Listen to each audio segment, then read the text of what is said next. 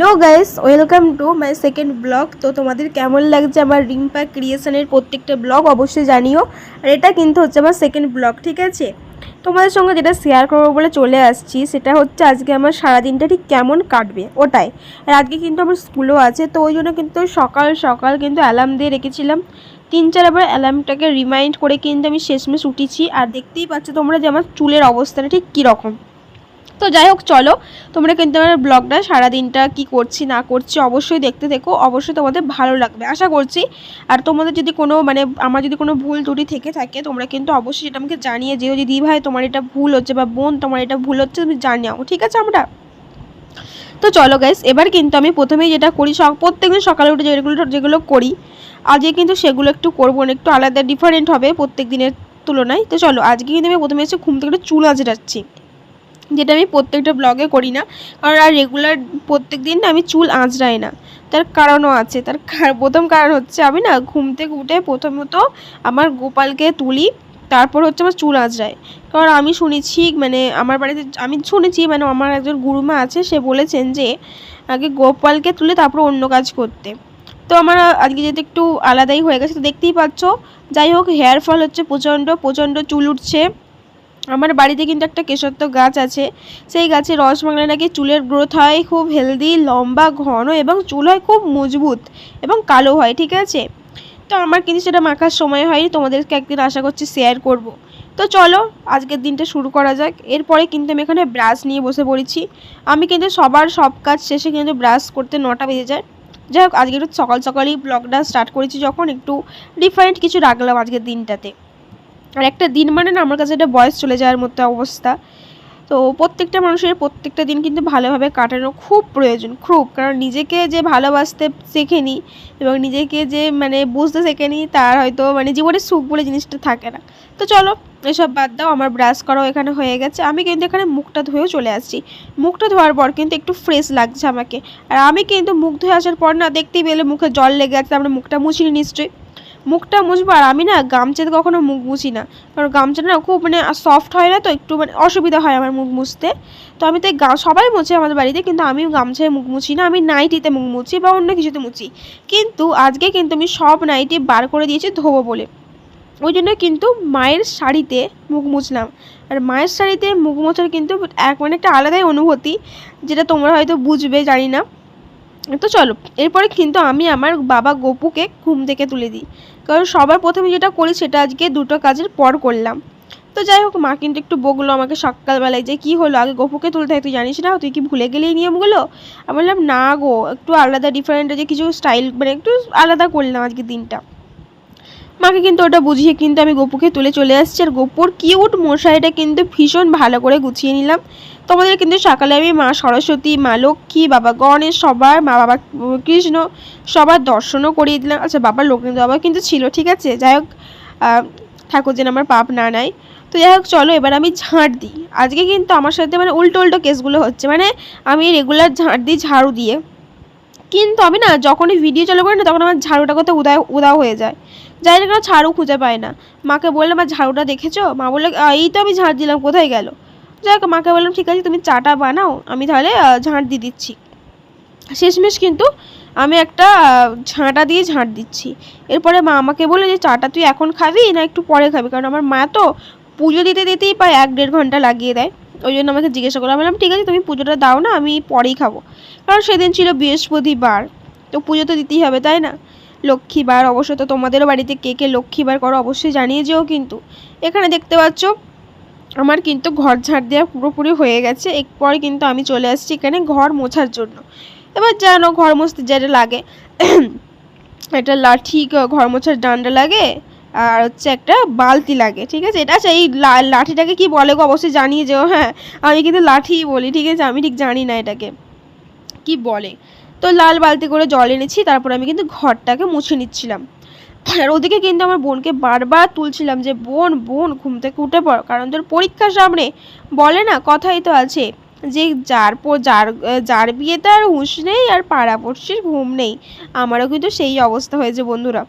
ও ভাই বোনের পরীক্ষা, আমি ওদেরকে এতবার করে বলছি, কি বলবো, আমার মুখ ব্যথা হয়ে যাচ্ছে, কিন্তু ওরা কিছুতেই পড়তে বসতে চাইছে না। এখন জানি না কি হলো ওদের। মনে হচ্ছে কারো একটা খারাপ হাওয়া লেগেছে।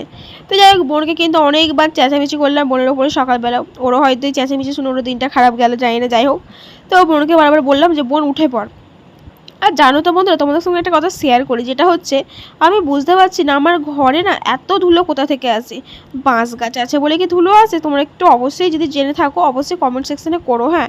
কারণ আমার ঘরে না প্রচণ্ড ধুলো আসে, প্রচণ্ড, মানে এত ধুলো আসে আমি যদি 10 সেকেন্ড ছাড়া ছাড়াও আমার ঘরটাকে ঝাঁট দিই না, সেই প্রথমবার যেমন ধুলো বেরিয়েছে লাস্টের বারও কিন্তু সেরকম ধুলো বেরোবে, মানে এতটাই অসুবিধা হয় আমাদের, ঠিক আছে। তো চলো, ধুলোটা বারবার ঝাঁট দিতে হয় আমাকে। আর আমার যেহেতু ডাস্ট অ্যালার্জি আছে আমি খুব সাবধানে কাজবাজ করি, কারণ আমার একটু ভয় লাগে ওই জন্য। তো চলো চলো আমি এবার ঘরটাকে মুছে নিই। দেখতে পাচ্ছ ঘর মুছ তোমার সাথে তোমাদের সবার সঙ্গে কিন্তু বকর বকর করতে করতে কিন্তু আমার ঘর মোছাটাও অলমোস্ট এখানে হয়েই আসছে। চলো আর অল্প একটু ঘর মোছা বাকি আছে, সেটাকে আমি ভালোভাবে করে নিই, ঠিক আছে। তো ঘরটা মুছছি, মোছার পরে কিন্তু আবার আরও অনেক কাজ আছে, সেগুলো কিন্তু করতে হবে, হ্যাঁ। তোমরা কিন্তু সবগুলো দেখতে থাকো, তো তোমাদের নিশ্চয়ই আশা করছি ভালো লাগবে আমার ভিডিও, আমার প্রত্যেকটা ব্লগ তোমাদের জন্য কিন্তু অনেক কষ্ট করে আমি ভিডিও বানাই, ব্লগ বানাই। একটা ব্লগ বানাতে না পুরো সারা দিনটা আমাকে মানে ফোন নিয়ে ঘুরতে হয়। তো আমার যেহেতু কেউ ক্যামেরাম্যানও নেই না, আমাকে রেখে রেখে হেঁটে সেটা ফোনগুলোকে মানে ব্লগগুলো করতে হয়। তো তোমরা কিন্তু অবশ্যই একটা করে লাইক সাবস্ক্রাইব করে যেও। তো বন্ধুরা ঘর তো মোছা হয়ে গেছে, এরপরে চলো ফুলগুলো তুলি নি, কারণ দেখো বৃষ্টিতে পুরো মানে একটা গাছে ফুল নেই। আমার জানি না কেন আমার বাড়ি থেকে ফুল চুরি করে নিচ্ছে, তাই আমি ডিশ মাথায় নিয়ে চলে এলাম। এবারে দেখেছো বন্ধুরা আমাদের নতুন বাথরুমও কিন্তু রেডি হয়ে গেছে। এখানে কিন্তু মা একটা এত বর্ষার মধ্যে মা চেয়ার ধুয়ে দিয়েছি জানো, মানে যাচ্ছে তাই অবস্থা বলতে পারো। এদিকে বাথরুমটা কেমন হয়েছে তোমরা কিন্তু অবশ্যই জানিও। আচ্ছা তোমাদেরকে না বাথরুমের লং ভিডিও দিয়ে দিয়েছি, তোমরা দেখে নিতে পারো, কারণ বাথরুমের পুরোটা দিয়ে দিয়েছি ভিডিও। আর জানো তো বন্ধুরা আমি না প্রত্যেকদিন না কৃষ্ণ ঠাকুরের জপ করি। আমার যেহেতু আমি যেহেতু দীক্ষিত কৃষ্ণ ঠাকুরের, তো আমার না জব করতে ভীষণ ভালো লাগে। যেহেতু মানে আমি না সকালে না বেশি জব করি না, কারণ সকালে আমি 2 মালা করেই করি।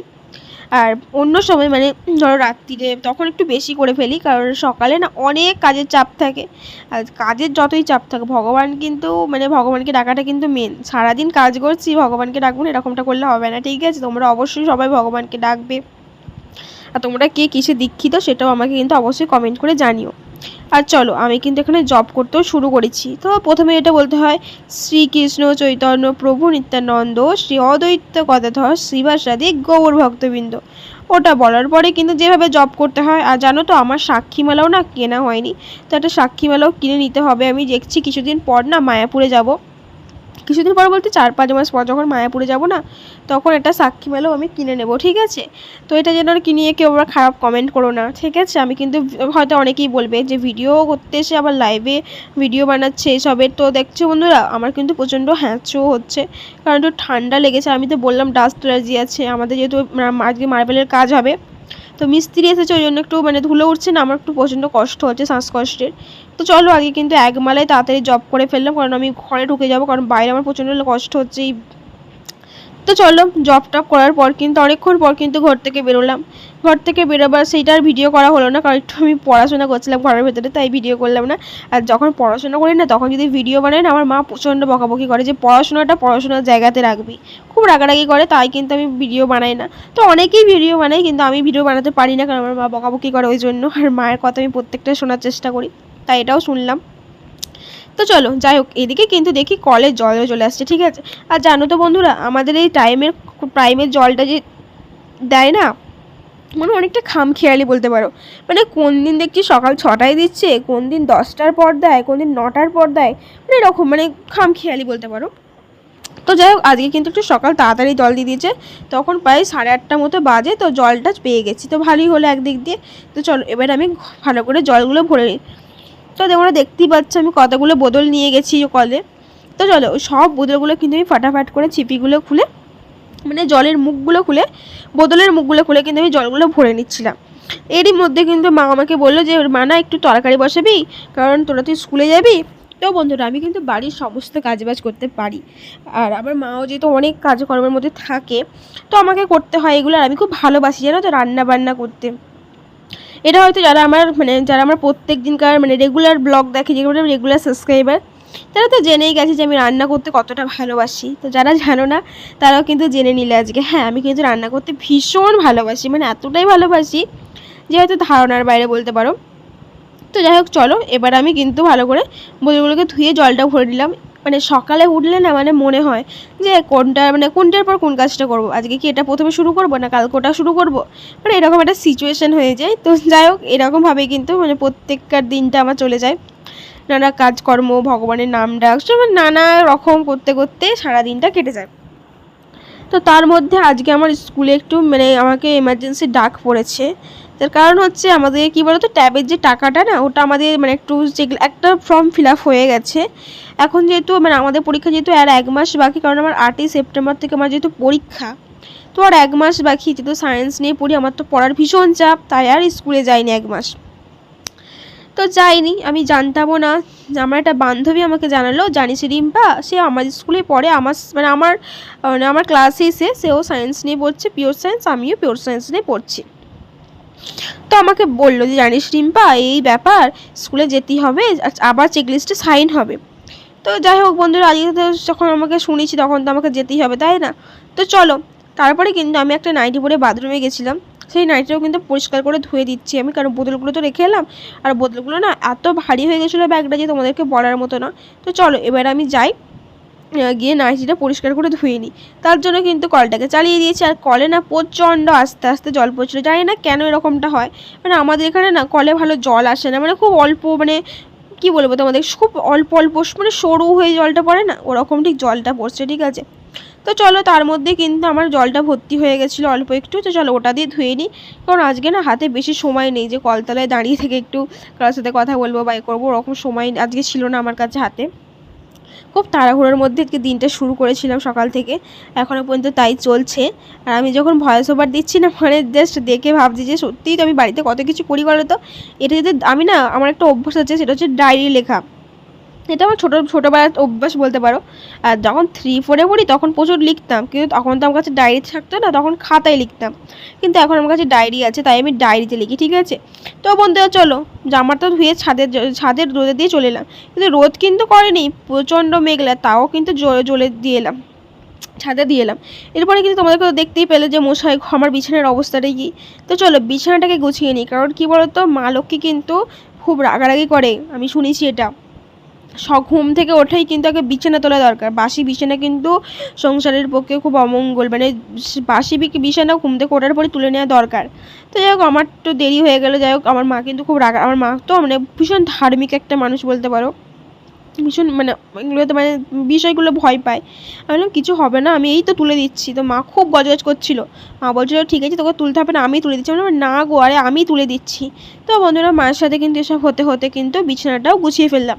তো চলো বিছানাটা কেমন লাগছে এবার বলি, ওকে জানিয়ে কিন্তু। হ্যাঁ, এবার চলো বিছানাটা একটু ঝেড়ে দিই ঝাঁটা দিয়ে। এই ঝাঁটাটা না, এই ঝাঁটা ছাড়া আমি বিছানা ছাড়তে কোনো একদমই মানে পারি না বলতে পারো। তো যেখানে থাকে সেখানে সেটা রেখে দিলাম, তো লাগছিল না, জানো কী হয়েছিল। এবার চলো, এই একটা চাদর না আমি আর বোন গায়ে দিই, জানো তো। কালকে রাত্রে না আমি যখন ঘুমোচ্ছিলাম, ঠিক আছে, আমার বোনের একটু ঠান্ডা লাগলো, বোন দেখলাম পায়ের কাছ থেকে চাদরটা নিল। আবার জানো বন্ধুরা, বোন কিন্তু একা চাদরটা নিল না, ও আবার আমার গায়েও চাদরটা দিয়েছে। মানে ওর যেই মোটিভেশন, ও যে এটা শিখেছে যে শুধু আমার ঠান্ডা না, আমার দিদিরও হয়তো ঠান্ডা লাগছে, ও যে ওটা ভেবে আমাকে চাদরটা দিয়েছে না, আমি ওটাতেই মানে এতটাই, মানে আমি তখন না ঘুমটা ভেঙে গেছিলো আমার, আমি দেখতে চাইছিলাম ও কী করে, ও একাই চাদর নেয় না আমাকে দেয়। সত্যি আমার বোন কিন্তু ভীষণ অ্যাক্টিভ একটা মানুষ, ভীষণ ভালো। আর ওর এই মানে ওই যে মানব শক্তিটা না আমার ভীষণ ভালো লাগে, বুঝেছো তো। তারপরে চলো এবার আলনাটাকে গুছিয়ে নিই। আলনাটার অবস্থা দেখে তো আমার মাথায় হাতই বলতে পারো প্রায়। তো আজকে কিন্তু বেশি জামা কাপড় ছিল না, কয়েকটা জামা কাপড়ই ছিল। তো সেইগুলো গুছোতে গুছোতেই আমি একটা নাইটি গুছলাম, একটা ওড়না গুছলাম, সেরকম কিছু ছিল না। তারপরে চলো এবার আমি কি করি না করি দেখো। আর দেখেছো বন্ধুরা, আলনাটা কিন্তু কত সুন্দর দেখতে লাগছে, ঠিক আছে। এরপরে কিন্তু আমি কয়েকটা ভিডিও শ্যুট করে নিলাম, যেগুলো শর্ট ভিডিওতে তোমরা দেখতে পেয়ে গেছো অলরেডি। আর একটু ভিডিওটা আপলোড করতে একটু লেট হলো, কারণ আমার একটু কাজকর্ম ছিল এবং পড়াশোনারও চাপ আছে ওই জন্য। তো বলেছিলাম তো তোমাদেরকে দেখাবো আমার বাথরুমটা কীরকম হলো আমাদের। তো দেখতে পাচ্ছ বন্ধুরা, আমাদের বাথরুমে কিন্তু আমরা যেটা বাথরুম মানে চান করার ঘর হচ্ছে, তো চান করার ঘরে কিন্তু পুরোটাই আমরা টাইলস লাগিয়েছি, নিচে মার্বেল, ওপরে টাইলস লাগানো হয়েছে। একটা তাকও লাগিয়েছি, তোমাদের কেমন লাগছে আমাদের বাথরুমটা অবশ্যই জানো। আর এখানে একটা পায়খানা ঘর, ঠিক আছে, পায়খানা ঘরে শুধুমাত্র প্যানটা লাগানো হয়েছে, যে কুমোর প্যানটা না সেটা এখনও লাগানো হয়নি, মানে বাথরুমের কাজ এখন ইনকমপ্লিট বলতে পারো, কমপ্লিট হয়নি। পুরোপুরি পরিপূর্ণ হলে তোমাদের সঙ্গে অবশ্যই শেয়ার করবো পুরোটা, ঠিক আছে। আর এখানে কিন্তু অলমোস্ট এখানে হয়েও গেছে বলতে পারো। এবার আমি তোমাদেরকে দেখাচ্ছি আমার না মানে এটা মানে পায়খানা ঘরে না বেশি মার্বেল লাগানোর টাইলস লাগানোর কথা ছিল না, তো তাই অল্পই লাগানো হয়েছে আমাদের। সিঁড়িতে কিন্তু মার্বেল লাগানো হয়েছে। আর এরপরে কিন্তু যে ভাঙা মানে টালিগুলো ছিল না, ওগুলো না আমার খুব দরকার লাগে, মানে বই টই ঢাকা দিতে, বই যখন পাখাতে উড়ে যায় ওটা চাপা দিতে না খুব হেল্পফুল ওটা। ওই জন্য কিন্তু বন্ধুরা আমি এখানে ওগুলো নিচ্ছিলাম। আর বোন বলছিল যে দিদি কী করছিস, তো এটাও একটা ভিডিও বানিয়ে নিলাম। এরপরে চলো ভিডিও বানিয়ে নিয়েছি, এবার ওড়নাটা খুলে কিন্তু তাড়াতাড়ি করে চলে গেলাম বাসন ধুতে, কারণ চায়ের বাসন টিফিনের কয়েকটা বাসন ছিল তো অনেক হয়ে গেছে। ওই জন্য কিন্তু আমি তাড়াতাড়ি করে চলে এলাম কল চালাতে, কল চালিয়ে কিন্তু বসে পড়লাম বাসন মাজতে। তো বন্ধুরা তোমরা এটা কিন্তু খারাপ কমেন্ট করো না, কারণ কী বলো তো বাড়িতে থাকি তো, যেহেতু আমি গ্রামের মেয়ে, তো গ্রামের মেয়ে আমরা জানো সব কাজই পারে কম বেশি, তো আমি কিন্তু সব কাজই পারি। গ্রামে যেহেতু থাকি মানে মাটির মানুষ বলতে পারো, একেবারে মাটি থেকে গড়ে উঠেছি, তো সব কাজে পারি, তাই কিন্তু আমি বাসনটাও ধুচ্ছিলাম। আর এদিকে দেখেছো বন্ধুরা আমার বাড়ির সামনে কত বাঁশ গাছ, তো তোমরা তো তোমাদেরকে সবসময় বলি যে কত বাঁশ গাছ আছে আমাদের বাড়ির সামনে, কিন্তু তোমরা তো দেখোনি, তো দেখতেই পাচ্ছ এখন যে কত সত্যি আমি বলি কি না মিথ্যে বলি।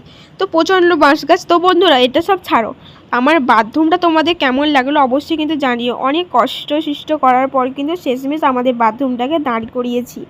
অনেক মানুষের অনেক হিংসা, অনেক কথা, সব কথা তাচ্ছিল্য সুরে ফেলে দিয়ে কিন্তু আমি বাথরুমটাকে আমরা অনেক কষ্ট করে দাঁড় করিয়েছি। তো বাথরুমটা তোমাদের কেমন লাগছে অবশ্যই জানিও। আর পায়খানা ঘরে না পুরোটা টাইলস লাগাতে পারলাম না, কারণ এখন একটু অসুবিধার মধ্যে আছি ওই জন্য। তো ভগবান যেদিন চাইবেন সেদিনকে অবশ্যই আবার বাথরুম হবে, তখন পুরোটাই টাইলস লাগাবো, ঠিক আছে। তো এটা তো আর মনে হচ্ছে আর ভাঙা যাবে না, এটা পুরোপুরি মানে সারা জীবনের জন্য তো নয়, হয়তো 40-50 বছর হয়তো থাকবে। তো তারপর যদি কখনো যদি বানানো হয় তখন ভালো করে আরও বানানো হবে, ঠিক আছে। তো চলো এসব বকর করতে করতে কিন্তু আমি এখানে বাসন মাজতে বসে পড়েছি। আর আমার ভাই আমাকে বলছে, আর হ্যাঁ রে তুই কি আমাদের বাড়ির চাকর না, এত কাজবাজ করিস? কিন্তু কেন বলো তো বন্ধুরা, আমি না সারাদিন বসে থাকতে পারি না, মানে কাজবাজ করলে কী বলো তো সময়টাও চলে যায়, বেশ মেজাজ ফুরফুরে থাকে, ভালো লাগে। কিন্তু সবসময় যদি বসে একভাবে ফোন ঘেঁটে যাও তোমার কি মেজাজ ভালো থাকবে তুমি বলো তো? মানে খিটখিটে লাগবে না নিজেকে? আমার তো যার ভালো লাগে, আমি কিন্তু কাউকে উদ্দেশ্য করে বলছি না বন্ধুরা, আমার ভালো লাগে না, তাই আমি বসে থাকি না ওরকমভাবে, ঠিক আছে। তো ভাই আমার সাথে ওটাই মজা করছিলাম, বললাম কী আছে, আমার ভালো লাগে না তাই আমি ওরম করি না, তাই না? তো এইসব কিন্তু ভাইয়ের সাথে বকর করতে করতে কিন্তু আমি এখানে বাসনগুলো তাড়াতাড়ি করে মেজে নিচ্ছিলাম, কারণ এবার না মিস্ত্রিও মনে হচ্ছে চলে আসবে। তো যাই হোক, না বন্ধুরা মিস্ত্রি এসে গেছে, কিন্তু একটা লেবার আসার কথা আছে, সে হয়তো চলে আসবে ওই জন্য, কারণ কলে একটু না জল টল নেওয়ার আছে, তো ওনাদের খুব অসুবিধা হবে না। আমাদের বাড়ির সামনে একটা পুকুর আছে, কিন্তু পুকুরটাতে মানে জল নেওয়া যাবে না, মানে এত নোংরা জল যে কী বলবো, মানে এত পানা হয়েছে যে কি, যাদের পুকুর তারা তো পরিষ্কার করেই না, মানে খুব অসুবিধা। আমরা যেহেতু সরি না তাই আমরা ইউজ করি না, মানে ঠিক মানে পরিষ্কারটা করি না আমরা। পুকুরে এত মানে জলটা কালো, ওই পুকুরে জলে লাভলে না মানে তার একেবারে ঘামাচি ডায়রিয়া যা রোগ আছে সব জলের মধ্যে যে রোগগুলো হয় সেগুলো হয়ে যাবে। তো চলো বন্ধুরা এসব বকর করতে করতে কিন্তু আমার বাসন ধোয়া হয়ে গেছে। চলো বাসনগুলোকে তো রেখে দিলাম, এবার চলো যেটা মেন কাজ সেটা হচ্ছে ন্যাপন দেওয়া, ঠিক আছে। আমাদের যে তোমাদেরকে আগে বলি, আমাদের যেহেতু মাটির উনুনে কাঠের জ্বালানিতে রান্না হয়, ওই জন্য কিন্তু বন্ধুরা আমাদের হাঁড়িতে কড়াইতে না ভালো করে ন্যাপন দিতে হয়। আর ন্যাপন ব্যাপারটা কীরকম জানো, গোবরকে যে দিয়ে যে ঘুঁটে হয় না, ঘুঁটেকে যখন পোড়ায় তখন সেই ছাই বেরোয়, সেটাকে আমার এখানে পাঁশ বলি, তো ওটাকে ছাই বলে সবাই, অনেকেই ছাই বলে।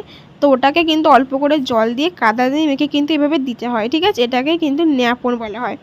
তো দেখতেই পাচ্ছ আমি সেটা দিচ্ছি, তো তোমরা হয়তো কেউ কোনোদিনও দিওনি বা অনেকেই দিওনি, খুব কম মানুষই আছে, অনেকেই দেয় এগুলো বাড়িতে। তো দিলাম, তো দিতে কিন্তু আমি তোমাদের সঙ্গে সেটা শেয়ার করছিলাম। তো আমার বোন একটু হাসছিল, একটু অবাক হয়ে গেল, যেটাও দেখাচ্ছি ওই জন্য। তো যাই হোক বোন একটু হাসলো, তো যে বাদ দাও বোনের কথা, আমার কিন্তু এখানে ন্যাপন দেওয়াটা ভালো করে হয়ে গেল। আর কি বলো তো, যত ভালো ন্যাপন দেওয়া যাবে না তত ভালো কিন্তু হাঁড়িতে কালিটা লাগবে না। এটা দেওয়ার কিন্তু একটাই উদ্দেশ্য, সেটা হচ্ছে হাঁড়িতে কালি লাগবে না। তো চলো আবার হাতটাকে পরিষ্কার করে ধুয়ে আসি, ঠিক আছে। চলো বন্ধুরা হাতটা কিন্তু পরিষ্কার করে ধুতে গেছে। আর দেখতে পাচ্ছ আমাদের বাড়ির সামনে পুকুরটা, তোমাদেরকে তো বললামই দেখাবো, তো দেখতেই পেয়ে গেলে পুকুরটার এখানে কিন্তু একটা বড় আম গাছ আছে, নারকেলের ডাল আছে, এই সব আছে, ঠিক আছে। তো চলো এরপর আমি কি করি না করি দেখতে থাকো। আচ্ছা, আমি কিন্তু হাঁড়িটা শুকোতে দিয়ে এলাম, এরপরে হাতটা ধুয়ে কিন্তু মগটাও ধুয়ে নিলাম। আর যেখানটা চা খাওয়া হয় না সেখানটা আমি প্রত্যেকদিন মুছে নিই, কারণ কী বলতো একটু দাগ মানে চায়ের কস পড়ে গেলে বা চা পড়ে গেলে না একটু দাগ হয়ে যায় রকে বা যে কোনো মানে মার্বেল যেখানেই দাগ হয়ে যায় না, খুব অসুবিধা হয় ওটা, যেহেতু মাটির ডালার নয় তো একটু অসুবিধা হয়, তাই মুছে নিলাম। এরপরে চলো বন্ধুরা আমি একটু দুধ গরম করে ফেলি, কারণ অনেকক্ষণ দুধটা দিয়ে গেছে, আমার দুধটা গরম করার সময়ই হয়ে ওঠেনি। ওই জন্য কিন্তু আমি গ্যাসটাকে জ্বালিয়ে দুধটাকে ছেঁকে দুধটা বসিয়ে দিয়েছি। আর দেখো দুধ কিন্তু এখানে গরমও হয়ে গেছে, অনেকবার ফুলে উঠেছে। আর এই ফোলা ব্যাপারটা দেখতে না আমার ভীষণ ভালো লাগে। তো চলো আমি কিন্তু দুধও গরম করে ফেলেছি, এদিকে কিন্তু বোন একটু দেখছি এখানে কার্টুন, আর আমি এখানে বসে পড়েছি হচ্ছে আলু কাটতে, কারণ একটু আলুর তরকারি বানাবো ওই জন্য। তো বন্ধুরা চলো এবার আমি ভালোভাবে আলুটাকে কেটে ভালো করে নিয়ে তরকারিটা বসিয়ে দিই। আর আলুর খোসা ছাড়াতে না আমার ভীষণ ভালো লাগে, তো আমার ভালো লাগাগুলো না একটু ভীষণ অদ্ভুত ব্যাপার, অদ্ভুত জিনিসগুলো খুব ভালো লাগে আমার। তো যাই হোক তোমরা কিছু মনে করো না যেন। তো চলো আমি কিন্তু আলুটাকে ভালোভাবে কেটে নিচ্ছি, আর ছাড়িয়ে নেওয়ার পরে কিন্তু তোমাদেরকে দেখাবো দাঁড়াও যে আরে আলুটা না একটু অদ্ভুত জানো বন্ধুরা, দেখতেই পাচ্ছ তোমরা আলুটা কিন্তু প্রচণ্ড সবুজ হয়ে আছে। তো সবুজ হয়ে আছে আলুটা। তো চলো আলুটা কিন্তু আমার ছাড়ানো জাস্ট কমপ্লিট হলো, অর্ধেক সবুজ অর্ধেক হলদে। তো জানি না আলুটা মিনিমাম সাদা হয়, তো এটা অর্ধেক সবুজ অর্ধেক হলদে আছে। চলো আলুটা এবার যেভাবে কাটতে হয়, প্রথমে আলু ভাজার মতো কেটে তারপর ওটাকে সরু সরু করে কেটে নিতে হয়, তাতে ভালোভাবে তরকারিটা হয়। আমি তো আলু চচ্চড়ি বানাবো ওই জন্য কিন্তু এবার আলুটা আমি কাটছি, ঠিক আছে। এবার চলো আমি আলুটা কিন্তু ধুয়ে নিয়ে এখানে চলে আসছি। এবার চলো আমি কিন্তু তরকারিটা বসাই, ঠিক আছে। তরকারিটা বসাবার জন্য এটা প্রথমে করতে সেটা হচ্ছে গ্যাসটাকে জ্বালাতে হবে। তো চলো গ্যাসটাকে অন করে ফেলি। আর আমি কিন্তু না আমি আগে গ্যাস জ্বালাতে ভীষণ ভয় পেতাম, সেটা হচ্ছে মানে কি বলতো, তোমরা হয়তো শুনলে হাসবে, গ্যাস জ্বালাতে আবার ভয় পায়। তো প্রথমে কিন্তু ভয় পেতাম ভীষণ, এরপরে কিন্তু কড়াইটাও বসিয়ে দিলাম। এরপরে চলো কী করি না করি তোমরা সেটা দেখতে থাকো। আর যদি সকালের খাবার তো আমি ভীষণ অল্প তেল দিয়েছি, ভীষণ অল্প তেলেই বানাবো। তারপরে কিন্তু যেটা লাগে আলু চচ্চড়িতে সবাই সেগুলো জানে, যেমন শুকনো লঙ্কা লাগে আর জিরে ফোড়ন লাগে, অনেকেই কালো জিরে দিয়েও খায়, আমি কিন্তু সাদা জিরে দিয়েই করছি আজকে। এরপরে কিন্তু আলুগুলো দিয়ে দিলাম। তারপরে যেটা করতে হয় সেটা হচ্ছে ভালো করে নাড়তে হয়, যে কোনো জিনিসের কষাটাই হচ্ছে মেন। এটা যেহেতু আমি আলুটাকে ভালো করে নাড়াই বললাম, খুন্তি দিয়ে ভালো করে নেড়ে দেওয়ার পরে কিন্তু ভাজা হয়ে গেছে আলুগুলো। এরপরে কিন্তু অল্প করে, একদম অল্প যেটা বলে সেটা অল্প করে হলুদ দিয়ে কিন্তু ভালোভাবে আমি জল দিয়ে ঢাকনা দিয়ে বসিয়ে দিলাম। তো চলো বন্ধুরা এবার আমি একটু রেডি হয়ে যাই, কারণ আমি তোমাদেরকে তো বলেইছিলাম যে আমাকে স্কুলে যেতে হবে, ওই জন্য কিন্তু আমি আজকে রেডি হয়ে গেছি এইভাবে। তো আজকে স্কুল ড্রেস পরে যাবো না, কারণ আজকে স্কুল ড্রেস পরে কেউই আসবে না, ওই জন্য আমি স্কুল ড্রেস আর পরে নর্মাল ড্রেস পরে যাচ্ছি। আর আমার কাছে চুলের সবথেকে ভালো মানে অ্যাডভাইস হচ্ছে চুল খোপা করে নেওয়া, কারণ এত গরমে না মানে গরমও আবার প্রচণ্ড মেঘলাও করেছে, গরম কিন্তু আছে, তার মধ্যে কিন্তু চুল খুলে রাখা যাবে না। আর আমাকে এই কুর্তিটা পরে কেমন লাগছে অবশ্যই তোমরা কিন্তু কমেন্ট সেকশানে জানিও। এরপরে কিন্তু বন্ধুরা আমি স্কুল থেকে চলেছি কিন্তু টিউশনে যাবো, টিউশনে যাওয়ার জন্য একটা ভালো দেখে ব্ল্যাক কালারের কুর্তি লাল কালারের প্লাজো পরে নিয়েছি। তো চলো এবার আমি টিউশনে যাই। তো তোমাদের কেমন লাগছে আমাকে অবশ্যই জানিও। আর থ্যাঙ্কস ফর ওয়াচিং। আর টিউশনে এসে দেখি আমি ছাড়া কেউ আসেনি, কারণ সবাই আমাকে বোকা বানিয়েছে আজকে, সবাই বলেছে আমরা চলে আসছি কিন্তু কেউ আজকে আসেনি, আমি প্রথম আসছি। চলো বন্ধুরা টিউশন পড়া কিন্তু এখানে হয়ে গেছে, আমি কিন্তু